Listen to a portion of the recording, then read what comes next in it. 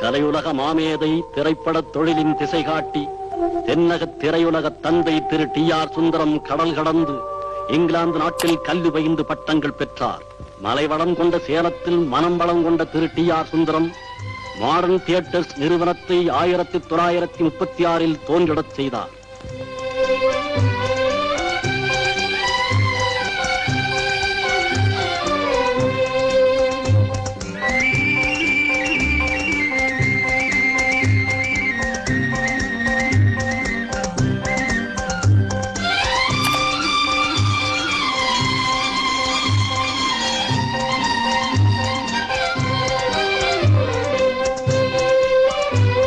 ஆயிரத்தி 1937 சதி அகல்யா முதல் தமிழ் சித்திரத்தை காணிக்கையாக்கி கலை உலகில் பீடு நடை போடத் தொடங்கினார். முதலாக தமிழ் படத்தில் கார்ட்டூன் காட்சிகளையும்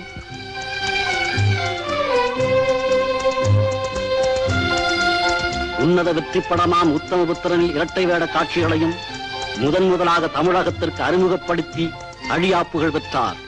தமிழில் முதல் வண்ணப்படமான அலிபாபாவை அறிமுகப்படுத்தியவரும் அவரே ஆகும். பாலன் என்னும் முதல் மலையாள மொழி படமும் அவரது ஆர்வத்தின் அடையாளம்.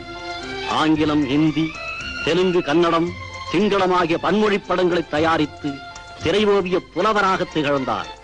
அவர் பட தயாரிப்பாளர் மட்டுமல்ல, ஒரு பண்பட்ட நடிகை செல்வனும் கூட. லோச்சனாவில் இந்திரஜித்தாக, பர்மாராணியில் படைத்தளகர்த்தராக, சத்தியவாணியில் டாக்டராகவும் நடித்துள்ளார். 4 ஆண்டு காலம் தென்னிந்திய பிலிம் வர்த்தக சபையின் தலைவராக தொண்டாற்றினார். ஏறத்தாழ 30 ஆண்டு காலம் மாடர்ன் தியேட்டர் ஸ்தாபனத்தை பழுது வந்து சேராமல் பாதுகாத்தார், வளர்த்தார், வளமாக்கினார்.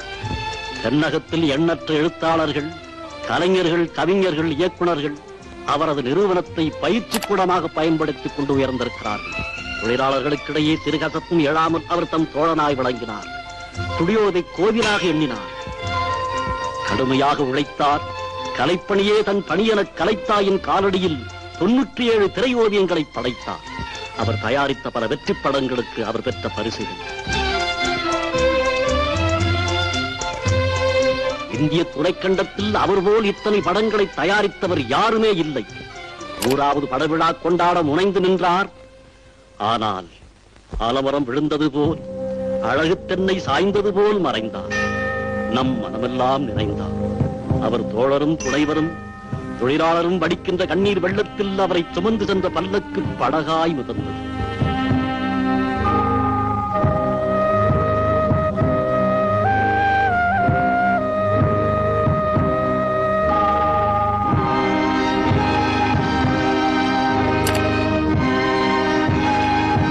அவரது மறைவு கலை உலகிற்கு ஈடு செய்ய முடியாத பெரும் நஷ்டமாகும்.